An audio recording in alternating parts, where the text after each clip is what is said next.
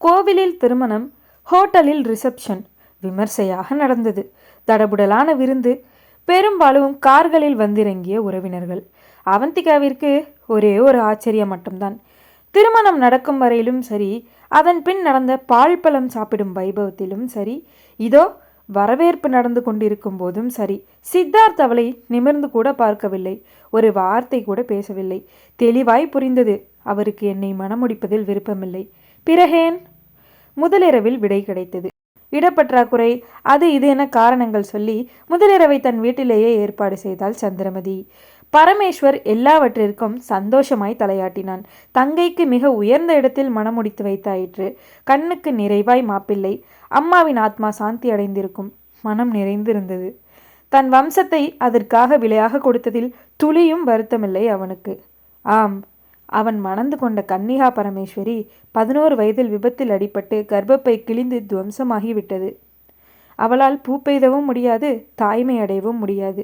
தாம்பத்திய சுகம் கூட அரைகுறையாகத்தான். இப்படிப்பட்ட பெண்ணை எப்படி கரையேற்ற முடியும்? அதற்கு தன் மகன் சித்தார்த் வாழ்க்கையை விலையாக வைத்தாள் சந்திரமதி. பரமேஸ்வரின் ஏழ்மையை தனக்கு சாதகமாக்கி அவந்திகாவை மருமகளாக்கி கொண்டாள். அலங்கரிக்கப்பட்ட அறையினுள் மெருகேற்றி அழகு பதுமையாக அவந்திகாவை அனுப்பி வைத்தனர். திறந்திருந்த கதவை உள்தாளிட்டாள். சித்தார்த் கட்டிலில் இவளுக்கு முதுகு காட்டி அமர்ந்திருந்தான். இவள் வருவதை யூகித்ததும் நிமிர்ந்து பாராமலேயே எழுந்தான். புகைத்து கொண்டிருந்த சிகரெட்டை காலால் நசுக்கி தரையில் விரிப்பை போட்டு படுத்துக்கொண்டு மற்றொரு விரிப்பால் தலைவரை போர்த்தி கொண்டான். அவன் செய்கை முகத்தில் அடிப்பது போல் இருந்தது. ஆனால் திட்டவட்டமாக புரிந்தது.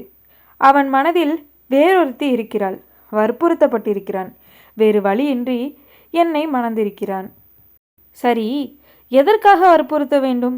எந்த விதத்திலும் பொருத்தமில்லாத இடத்தில் சம்பந்தம் வைத்து கொண்டது எதற்காக? புரியவே இல்லை. அதற்கு மேல் யோசிக்கவும் களைப்பாக இருந்தது. ஒரு வார்த்தையாவது அவன் பேசியிருக்கலாம் என்று தோன்றியது. அட்லீஸ்ட் உன்னை எனக்கு பிடிக்கவில்லை என்றாவது சொல்லியிருக்கலாம். இருக்கட்டும், அவனாகவே தனக்குள் அலசி ஆராய்ந்து நிதர்சனம் புரிந்து கொள்ளும் வரை காத்திருப்போம்.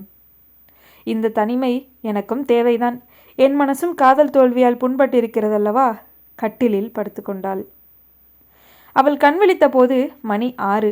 புதிய வீட்டில் புதிய சூழலில் அவ்வளவு நேரம் தூங்கிக் கொண்டிருந்தது வெட்கத்தை தர அறக்க பறக்க எழுந்தாள். அப்போதுதான் கவனித்தாள், சித்தார்த் இல்லை. ஒருவேளை பாத்ரூமில் இருக்கிறானோ? அறைக்குள்ளேயே இருந்த பாத்ரூமின் கதவில் கை வைத்தாள். திறந்து கொண்டது. வெளியே இருப்பான். அவந்திகா அவசர அவசரமாய் குளித்து உடை உடுத்தி கொண்டு வெளியே வந்தாள். பரமேஸ்வர் ஹாலில் பேப்பர் படித்து கொண்டிருக்க நாணத்துடன் கனிகா காப்பி தந்தாள். மென் சிரிப்புடன் வாங்கி கொண்டான். ரசனையான காட்சி. மிச்சமிருந்த உறவினர்கள் விருந்து சமைப்பதில் மும்முரமாயிருக்க கல்யாண கலை வீடு முழுக்க விரவி கிடந்தது. அவந்திமா, தாயின் கனிவும் அன்பும் மிளிர்ந்த வார்த்தையில் பரவசப்பட்டு திரும்பினாள். மாமியார் நின்றிருந்தார். மருமகளின் முகத்தில் அவசரமாய் எதையோ ஆராய்ந்தாள். அவந்திகா புன்னகைத்தாள். ஏம்மா இவ்வளோ சீக்கிரம் எழுந்திட்ட? களைச்சி போயிருப்ப. தூங்கி இருக்கலாமே, என்ன அவசரம்? நேரம் கழிச்சு எந்திரிச்சு பழக்கமில்லைம்மா. என்ன சொன்ன? நேரம் கழிச்சு? அது இல்லை, கடைசியாக என்னை என்னன்னு சொன்ன? ஆர்வமாய் கேட்டாள். அம்மான்னு. என் ராஜாத்தி, இனி நீ என்னை எப்பவும் அம்மானே கூப்பிடு. நீயும் எனக்கு ஒரு பொண்ணு தாண்டி கண்ணே. சட்டென நீர் மல்க அவளை கட்டிக்கொண்டாள் சந்திரமதி. எதிர்பார்க்காத அவந்திகாவும் நெகிழ்ந்துதான் போனாள். புது உறவு, அதுவும் அம்மாவாக கிடைத்திருப்பது, அதுவும் புகுந்த வீட்டில். அதிர்ஷ்டம்தானே. கீழே இருந்த பரமேஸ்வர் இந்த காட்சியை பார்த்துவிட ஆச்சரியமும் பரவசமாய் முகிழ்ந்த கண்ணீரை கட்டுப்படுத்த திணறினான். தங்கையை நல்லதொரு இடத்தில் பாதுகாப்பாக சேர்த்து விட்டோம் என்ற நிம்மதியில் கன்னிகாவை அழைத்து கொண்டு தங்கள் அறை தோங்கிச் சென்றான். மனைவியை பற்றி இருந்த கரத்தினுள் காதலின் கதகதப்பு அதிகரித்து இருந்தது. மருமகளிடம் சித்தார்த் பற்றி எதையும் கேட்கவும் தயக்கமாயிருந்தது. மகனுக்கு விருப்பமில்லாத திருமணம், மிரட்டி பணிய வைத்ததெல்லாம் தன் நடவடிக்கை மூலம் முதலிரவில் அவந்திகாவிடம் தெரியப்படுத்தி இருப்பானோ?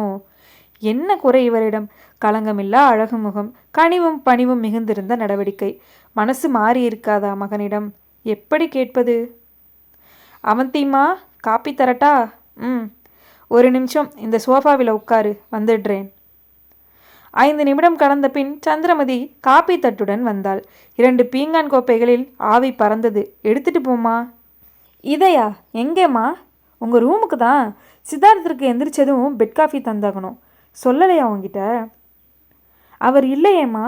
புரியலை, என்ன சொல்கிற? சந்திரமதியின் முகம் மாறியது. 5 மணிக்கே கண் விழித்து கொண்டாள் சந்திரமதி. அதன் பிறகு சித்தார்த் வெளியே செல்ல வாய்ப்பே இல்லை. ஒருவேளை மொட்டை மாடியில் கொஞ்சம் இரு, வந்துட்டேன். சந்திரமதி தன் வீடு முழுக்க சல்லடை போட்டு தேடினாள். சித்தார்த் எங்கும் இல்லை. எங்கே போனான்? எங்க நம்ம சித்? இரு, ஃபோன் அடிக்குது. தலையணை பக்கத்தில் இருந்த செல்ஃபோனை எடுத்து ஹலோ என்றார். இரு தர்றேன். சித்தார்த் பேசுகிறான், இந்தா. மனைவியிடம் நீட்டினார். சித்தார்த் நடுங்கின விரல்கள். ஹலோ. சிரித்தான். நீ நீ எப்போ வெளில போன? போகணும்னு நினச்சிட்டா எப்படியும் போயிட முடியும் இல்லையா? ஏன் ஒரு மாதிரி பேசுகிற? சீக்கிரம் வீட்டுக்கு வா. அவந்திகா உனக்காக காத்திருக்கா. யாருமா அவ? ஏன் இப்படி பேசுகிற? அவன் உன் பொண்டாட்டி. இல்லைம்மா, அவன் உன் மருமகள், அவ்வளவுதான். என்றைக்குமே எந்த ஜென்மத்திலையுமே அவள் எனக்கு பொண்டாட்டியா ஆகவே முடியாது. சித்தார்த் உதடுகள் நடுங்கின. என் பொண்டாட்டி இதோ என் பக்கத்தில் இருக்கா. சித்தார்த், கத்தாதேம்மா, என்னை பேச விடு. உன் சுயநலத்துக்காக, உன் பொண்ணு வாழ்க்கைக்காக விஷத்தை கையில் வச்சுக்கிட்டு என்னை மிரட்டி எவ்வளோ ஒருத்தி கழுத்தில் தாலியை கட்ட வச்சல்ல. கனிகாவுக்கு ஒரு வாழ்க்கை அமையட்டுமேனு தான் அந்த கல்யாணத்துக்கே சம்மதித்தேன். ஆனால் அதுக்காக அனிதாவை மறந்துட முடியுமா? சித்தார்த், நீ தப்பு பண்ணுற. அவந்திகா சட்டப்படி உன் மனைவி. ஆனால் மனசுக்கு ஒன்று தெரியுமா? இன்னும் அவளை நான் சரியாக நிமிர்ந்து கூட பார்த்ததில்ல. ஒரே ஒரு வார்த்தை கூட பேசினதில்லை. நான் அனிதாவுக்கு துரோகம் பண்ணுவேனா? அதுக்காக மொத்தமாக என் அனிதா கிட்டே வந்துட்டேன். ஏன்டா அவன் புத்தி கேடு கெட்டு போகுது? அருமையாக உனக்கு சொந்தமான பொண்டாட்டி இங்கே இருக்கிறப்ப எவனோ வேண்டாம்னு டைவர்ஸ் பண்ணிட்டு போனவளை லவ் பண்ணுறேன், அவளை தான் கல்யாணம் பண்ணிக்க போகிறேன்னு வந்து நிற்கிற. உன்னை பெற்றவளுக்கு உனக்கு நல்லது பண்ண தெரியாதா? என்னடா குறைச்சல் உனக்கு? எவ்வளோ ஒருத்திக்கு 2வது புருஷனாக போகணும்னு ஒத்த காலில் நிற்கிற. புரியாமல் பேசுறியே. இப்போ நானும் கல்யாணம் ஆனவன் தானே. இதோ பார், வில்லங்கமாகவே பேசிகிட்டு இருக்க. இது சரியில்லை. நானே போய் போலீஸ் ஸ்டேஷனில் கம்ப்ளைண்ட் பண்ணுவேன். சட்டப்படி நீ இப்போ அவந்திகாவோட புருஷன். அவளுக்கு துரோகம் பண்ண நினச்சியன்னா உள்ளே போயிடுவ. தெரியும்மா, சட்டத்தால் என்ன வேணாலும் செய்ய முடியும்னு எனக்கும் தெரியும். ஆனால் இனி எந்த சட்டத்தாலையும் என்னையும் அனிதாவையும் பிரிக்க முடியாத பந்தத்தை நான் ஏற்படுத்திக்கிட்டாச்சு. டேய், கொஞ்சம் பேச விடுமா, எனக்கு நேரம் இல்லை. இன்றைக்கி எனக்கும் அனிதாவுக்கும் கல்யாணம் ஆயிடுச்சு. மனசால் மட்டும் இல்லை, உடலாலேயும் நாங்கள் இணைஞ்சாச்சு. சித்தார்த், குறுக்கே பேசாத. என்னால் முடியலை. போதும்மா, என் அனிதாவோட 4 மணி நேரம் வாழ்ந்துட்டேன். இனி எங்களை யாராலையும் பிரிக்க முடியாது. நாங்கள் 2 பேரும் நிறைய தூக்க மாத்திரை சாப்பிட்டுட்டோம். ஐயோ சித்தார்த், சித்தார்த், இப்போ நீ எங்கே இருக்க? அலறினாள் சந்திரமதி. என்னாச்சு சந்திரா? ரங்கராஜன் பதற்றமானார். என்னை கோலையாக்கிட்டியம்மா. கனிகாவுக்கு வேறு அலையன்ஸ் கிடைக்காதா என்ன? ஆனால் அதை காரணம் காட்டி என் வாழ்க்கையை நாசமாக்கிட்டியம்மா. அனிதாவும் பாவம்மா, நல்லவ. எத்தனையோ விதவைங்க மறுமணம் பண்ணிக்கலையா? டைவர்ஸ் பண்ணிக்கிட்ட பொண்ணுங்கன்னா மோசமானவங்கன்னு யார் சொன்னது உனக்கு? ஒரு படுபாவைக்கிட்டேருந்து டைவர்ஸ் வாங்கின பொண்ணு இப்போ என் கூட சேர்ந்து செத்துக்கிட்டு இருக்காளே, அவளை அம்மா கெட்டவன்னு சொல்கிற? இப்போ எங்கடா இருக்க? பெத்த வயிறு எரியுதே. பேச முடியலேம்மா. அனிதா வீட்டில் தான் இருக்கேன். தயவு பண்ணி எங்கள் 2 பேரையும் ஒன்றா சேர்த்து எரிச்சிடு. எங்கள் சாம்பலும் ஒன்றா கலக்கட்டும். பிரிச்சிடாதேம்மா ப்ளீஸ். எதிர்முனை ஆஃப் ஆனது. சந்திரமதி, ரங்கராஜன், பரமேஸ்வர் எல்லாரும் அனிதாவின் வீட்டை அடைந்த போது எல்லாமே முடிந்து விட்டிருந்தது. சித்தார்த்தும் அனிதாவும் மனக்கோலத்தில் ஒருவர் கையை ஒருவர் பற்றியபடி கட்டிலில் சடலமாகி இருந்தனர். பெற்றவர்கள் வாயிலும் வயிற்றிலும் அடித்து கொள்ள பரமேஸ்வர் மின்சார கம்பியை மிதித்த தினிசில் நின்றான். நேற்று இதே மனக்கோலத்தில் நின்றிருந்த அவந்திகா கண்முன் வந்து கலக்கமுறச் செய்தாள். என்ன நடந்தது? இதற்காகவா அவசரப்பட்டேன்? இனி அவந்திகா? ஐயோ கடவுளே! போலீஸ் வந்தது. அனிதாவின் பெற்றோருக்கும் தகவல் போனது. இறந்தவர்கள் கடிதமும் எழுதி வைத்திருந்தனர். அதன்படி வேறு வழியின்றி இருவரையும் ஒன்றாய் சேர்த்து எரித்தனர். அவர்கள் காதலிலும் வென்றுவிட்டார்கள், கல்யாணத்திலும் ஒன்று சேர்ந்து விட்டனர். ஆனால் அவந்திகா காதலிலும் தோற்றுவிட்டாள், கல்யாணத்திலும் தோற்றுவிட்டாள். வெகு நேரம் கழித்தே அவள் காதுக்கு விஷயம் போனது. திகைத்து போனாள். ஆனால் கண்ணீர் மட்டும் வரவே இல்லை. வாசலில் வேறொரு பெண்ணுடன் ஈடனமாக வீட்டிலிருந்தவனை பரிதாபமாக பார்க்க தோன்றியதே தவிர தன் வாழ்க்கை சிதிலமாகி போன உணர்வே வரவில்லை. எப்படி வரும்? நேற்றுதான் மணமேடையில் அவனை முதலாக பார்த்தாள். அதன்பின் ஒரே ஒரு வார்த்தை, புன்னகை. எதுவும் பரிமாறிக்கொள்ளவே இல்லையே. ஏதோ வந்தான் போனான், எல்லாம் ஒரே நாளில் நடந்து முடிந்து விட்டது. பழகி இருந்தாலாவது அந்த பாசத்திற்கு 2 சொட்டு கண்ணீர் வரலாம். தாலி கட்டும்போது காற்று உரசுவது போல் அவன் விரல் கழுத்தில் பட்டது போல் நினைவு. யோசித்து பார்த்தால் அது கூட இல்லை போல்தான் தோன்றியது. அவந்திமா, ஏமா அப்படி கல்லு மாதிரி உட்கார்ந்துருக்க? அழுதுடுமா, அழு அழு, உன்னை பார்த்தா பயமா இருக்குடா. பரமேஸ்வர் தான் அவளை பிடித்து உலுக்கி கதறினான். முடியலன்னா நிஜமாவே அழுக வரல. எதற்காக, யாருக்காக அழணும்? யார் இந்த சித்தார்த்? பெத்தவங்க கட்டாயத்துக்கு தாலி கட்டினா, தன்னை நம்பியவளோட சேர்ந்து உயிரை விட்டான்.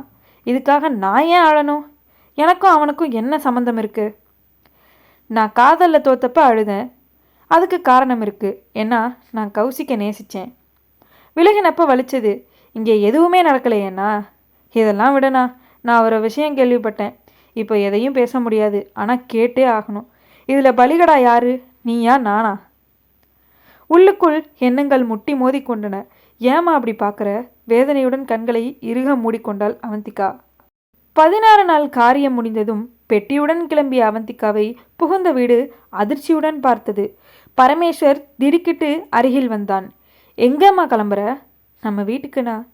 சந்திரமதி மருமகளின் கையை கெட்டியாக பற்றி கொண்டாள். என்ன அவந்திகா பேசுகிற? இதுதான் நம்ம வீடு. இனி இது உன் வீடுமா? உள்ளே போம்மா. சாரிம்மா, என்னால் முடியலை.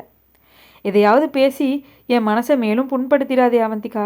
கல்யாண வீட்டை கருமாதி வீடாக மாற்றிட்டு போயிட்டான் என் பிள்ளை.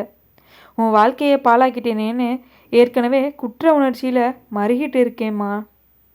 இன்னும் வாழவே ஆரம்பிக்காத உனக்கு ஒரு நல்ல வாழ்க்கையை ஏற்படுத்தி உன்னை சீரும் சிறப்புமாக வாழ வச்சு பார்க்கணும்னு இந்த தாய் மனசு ஆசைப்படுது. நீங்கள் என் மேலே இந்த அளவுக்கு பாசமாக இருக்கிறதே எனக்கு ஆறுதலாக இருக்குது. என்னை தயவு பண்ணி நீங்கள் புரிஞ்சுக்கணும். இந்த வீடு என்னை சங்கடப்படுத்துது. அப்பப்போ நான் உங்களை வந்து பார்த்துப்பேன்.